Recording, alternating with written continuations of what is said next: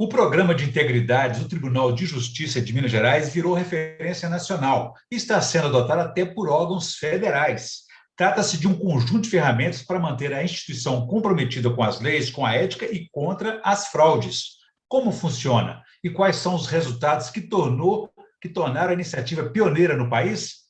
Esse é o principal tema de hoje do Pensamento Jurídico, uma produção da Associação dos Magistrados Mineiros, a AMAGES. E para falar sobre o assunto, nós vamos conversar com o desembargador Henrique Abiakel. Ele é representante do Tribunal de Justiça de Minas Gerais no Comitê de Integridade do Conselho Nacional de Justiça. Doutor Henrique, obrigado por participar mais uma vez aqui do Pensamento Jurídico. Senhor, é sempre um prazer estar aqui no Pensamento Jurídico. Como te disse antes, pode sempre contar comigo, né, para qualquer assunto. Estamos à disposição aí. Muito obrigado. E a você que nos acompanha, por favor, inscrever-se no canal da AMAGES no YouTube e enviar suas sugestões e comentários, que serão muito bem-vindos. Doutor Henrique, o que vem a ser, então, esse programa de integridade? É uma inovação de gestão administrativa ou jurídica? Bom, Orion, é um contexto muito genérico, né? Tem várias nuances, né, administrativas e jurídicas. É uma realidade hoje no mundo inteiro, né? A sociedade hoje ela exige padrões de integridade muito mais avançados do que exigia no passado, né? Por várias questões.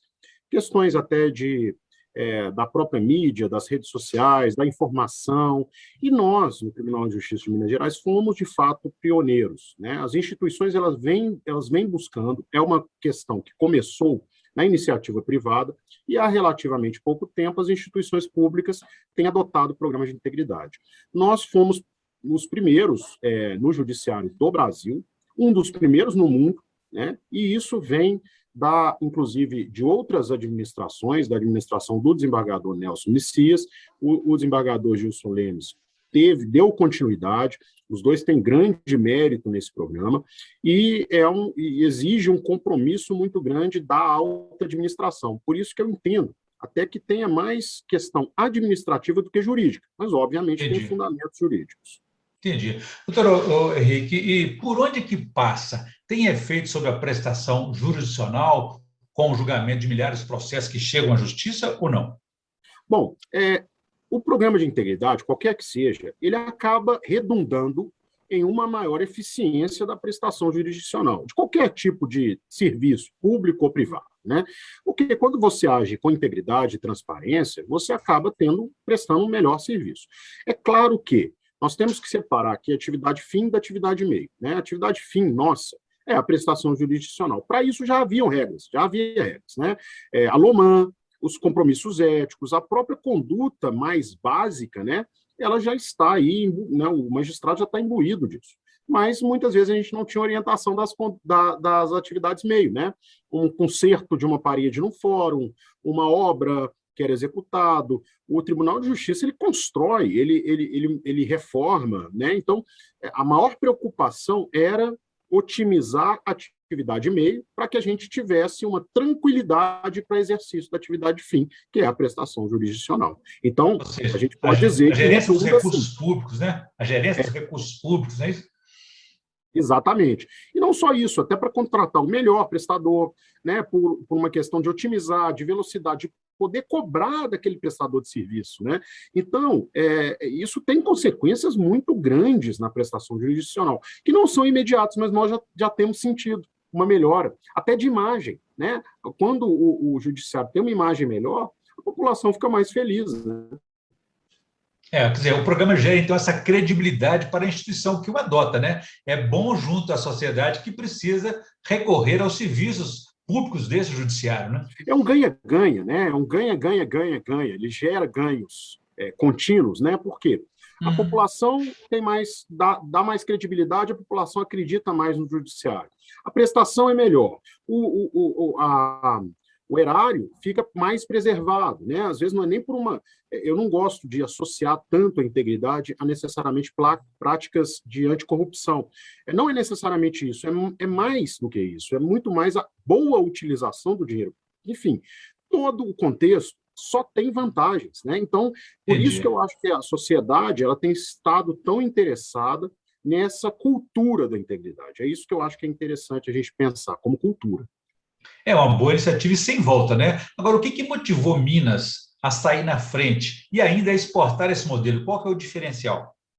Olha, eu acho que são várias questões, né? Nós temos um estado que tem um estado interessante, porque ele faz divisa com várias regiões do país, e isso Uhum. traz uma diferença cultural em vários lugares. E atento a isso, a administração do tribunal, a passada e a atual, tiveram essa sensibilidade de investir nessa prática tão difundida, principalmente na empresa pública. Então, acho que o mérito nosso foi essa atenção da auto-administração.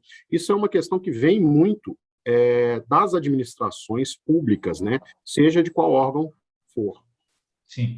Agora, qual que é a diferença que o senhor aponta para a gente entre essa ferramenta técnica e outras de gestão e princípios de governança, como a compliance, por exemplo? Na verdade, tem muita gente que coloca no mesmo barco compliance, gestão ética, integridade. Eu prefiro o termo integridade, principalmente quando a gente fala de gestão pública, tá? Porque compliance significa simplesmente conformidade, né? Conformidade a gente já tem, né? A gente tem a obrigação, como servidor público, de agir conforme as normas, né? Quando você fala de conformidade, eu associo muito mais as empresas privadas, por exemplo, né? Porque elas têm práticas internas que, quando você adota conformidade, você passa a andar conforme as normas externas, né? Quando a gente fala de serviço público, seja judiciário, executivo, qualquer que seja, eu prefiro o termo integridade, porque eu entendo ele como um termo mais amplo, né? Além de ser conforme, né, ele tem que ser íntegro, né? Além de ter governança, ele tem que ter uma ética muito mais ampla e prestar atenção nessas atividades meio, né? E às vezes até coisas muito simples que nem chegam perto da questão de corrupção ou de ética, como, por exemplo, até o bom atendimento, o bom relacionamento com o fornecedor, o bom atendimento ao público, né? Então, tudo isso, na minha opinião, faz parte do contexto de integridade. E esse programa ele dá assim, uma espécie de orientação para os magistrados, para as magistradas, para os servidores, na execução de suas atividades. Há um código de conduta, de ética, até mesmo de forma preventiva.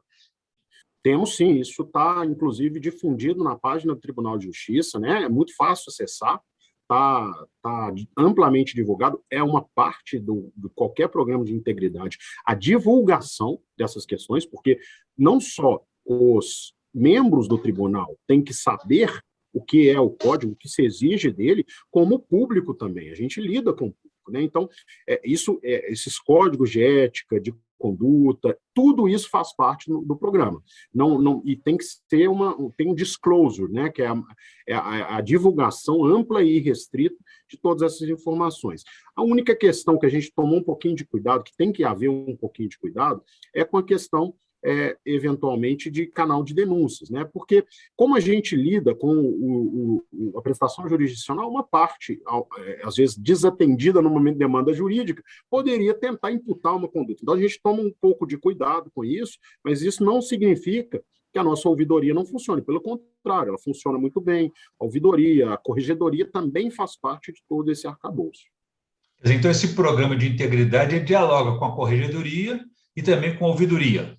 Com toda certeza, ele tem que dialogar. Então, eu acho que o próprio nome é muito feliz, né, Orion? Quando a gente fala em integridade, ele não só remete a você ser íntegro, ele remete a uma completude, né? E isso é muito importante. A gente vê que o ambiente ele se torna muito mais fluido e mais fácil de lidar.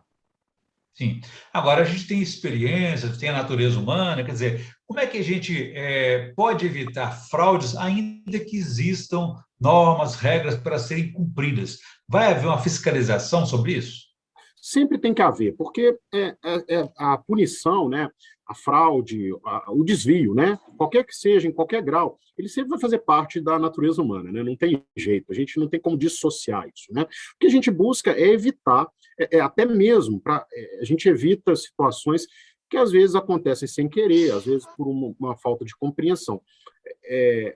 Há uma fiscalização, mas ela é uma fiscalização muito mais preventiva, buscando evitar que esses comportamentos estranhos à atividade, ou que não sejam necessariamente dentro dos padrões, né? Porque existem padrões, né? A gente não pode simplesmente achar que a pessoa que vai agir de forma antiética. Não é uma questão punitiva, é para prevenir comportamentos que às vezes acontecem sem querer, né? Mas há, sim, uma fiscalização, mas não de uma maneira punitiva, não daquela maneira como se tivesse o pai dando um castigo, né? É muito mais incentivando bons comportamentos, porque o bom comportamento ele vai gerando outros bons comportamentos, e isso vai criando todo esse arcabouço de integridade.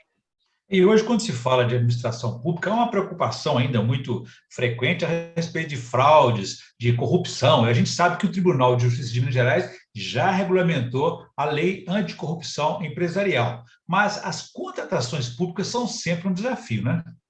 Sem dúvida. Tanto é que a gente tem novas discussões sobre nova lei de licitação, tudo isso faz parte do arcabouço da discussão atual do direito brasileiro como um todo. Há uma preocupação enorme com isso em todas as searas do Estado, né?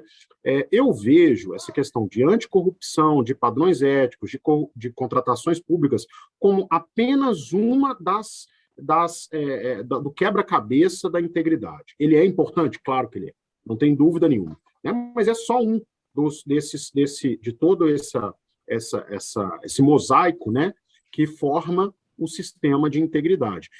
Nós fomos pioneiros também nisso, isso tem importância muito especial, até porque é uma prática moderna. O Brasil foi muito feliz em regulamentar questões de anticorrupção, coisas que já estavam regulamentadas, principalmente nos Estados Unidos e na Inglaterra, né? Nós aderimos a essas ideias e muitas das instituições ainda não chegaram lá. Então, nós fomos, de fato, pioneiros, e isso é muito reconhecido até pelo Conselho Nacional de Justiça, né? Sim. Agora, essa relação com fornecedores, com o público externo, existe, sim, essa orientação no dia a dia de como deve ser feita, conduzida? Existe, isso faz parte do código de ética de conduta, código de contratação.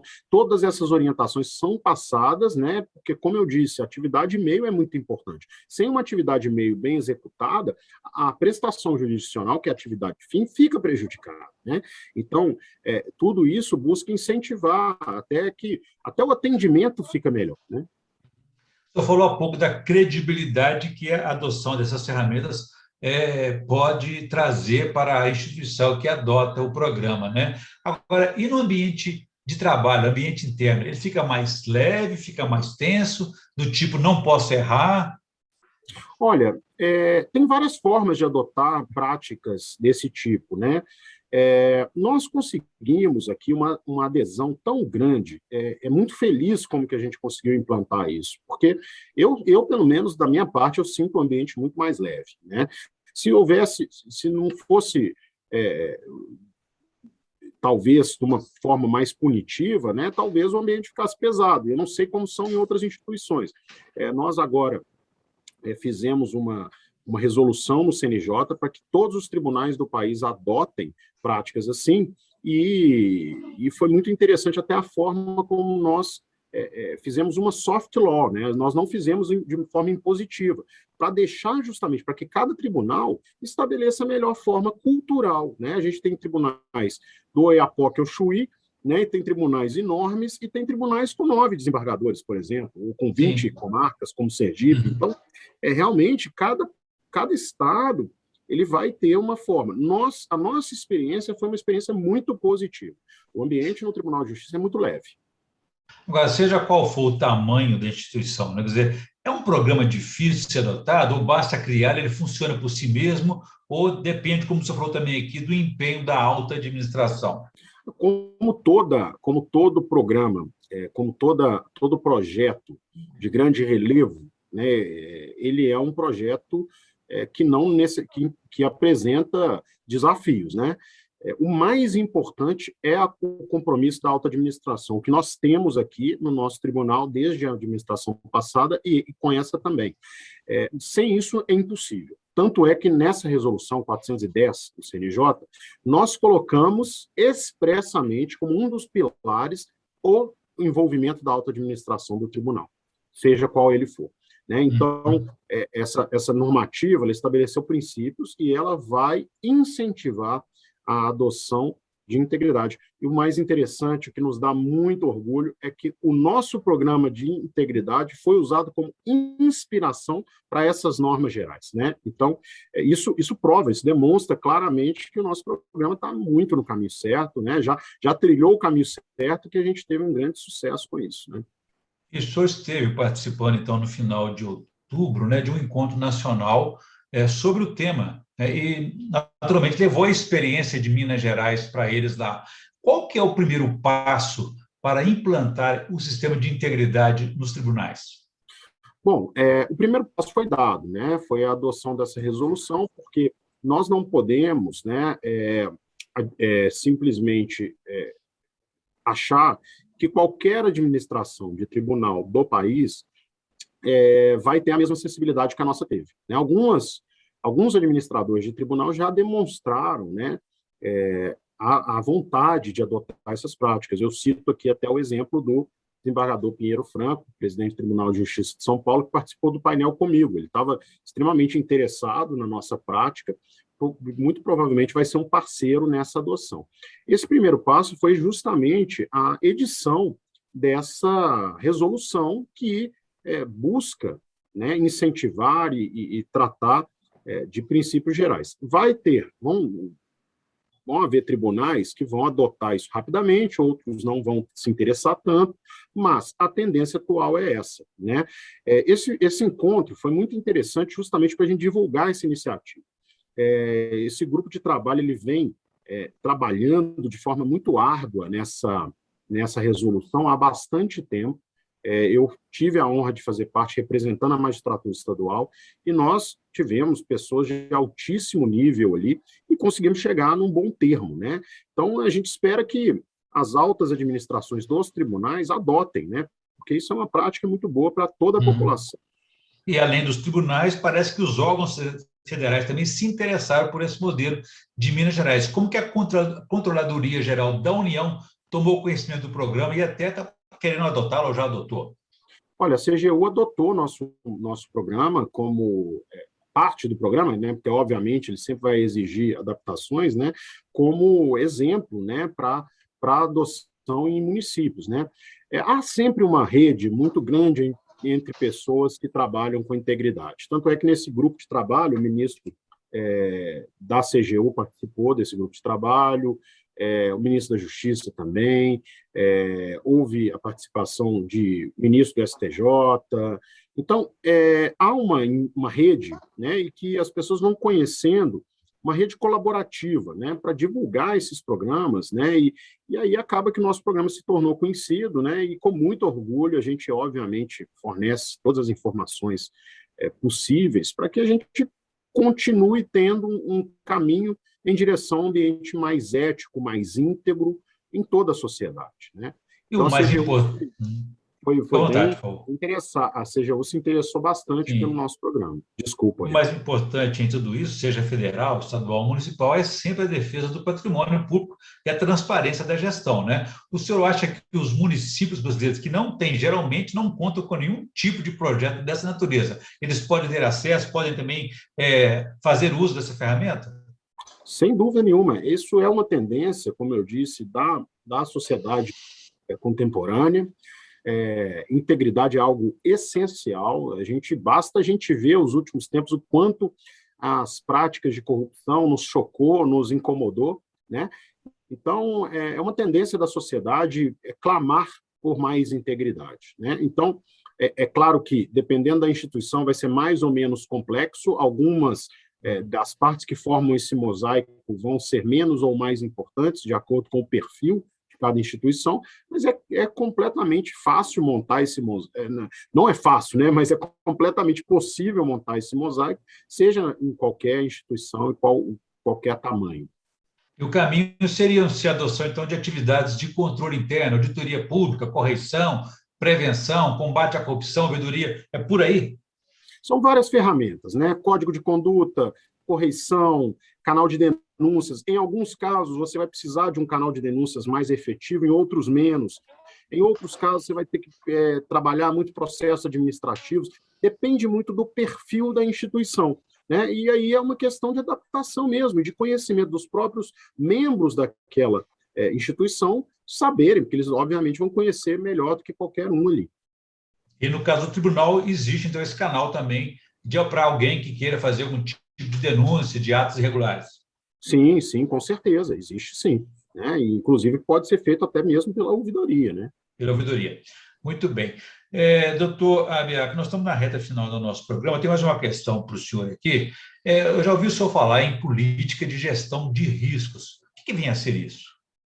Olha, riscos, a gente costuma dizer, né, que hoje a gente vive uma sociedade dos riscos, né? Isso vem desde a sociologia, né, do Lichtbeck, e os riscos hoje, na nossa modernidade, eles são muito maiores do que existiam antigamente, né? A vida se tornou mais complexa, né? E, obviamente, a gestão pública também. Então, a gente precisa gerir melhor, gerir bem esses riscos, né?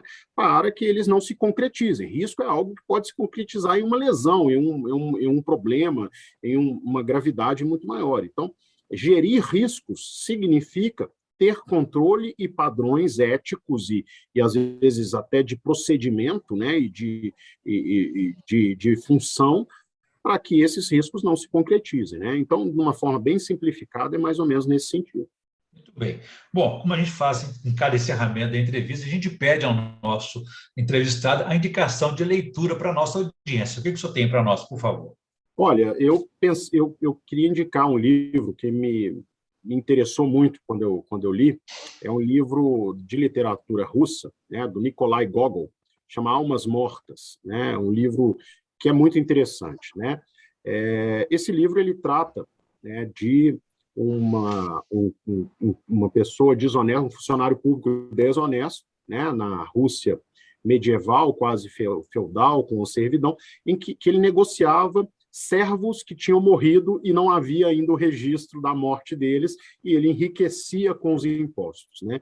Eu acho que é um livro muito interessante, porque ele trata muito da decadência moral que a pessoa tem através de uma prática não ética, que está ali no limite, né? No limite obviamente, no meu entendimento, está fora do limite, é antiética, mas que ela ali, ela dentro da legalidade, ela não consistia em crime, né, por exemplo. Então, acho um livro interessantíssimo, que trata muito disso para a gente poder ver qual é a decadência moral da pessoa e que a gente combate hoje em dia através da integridade.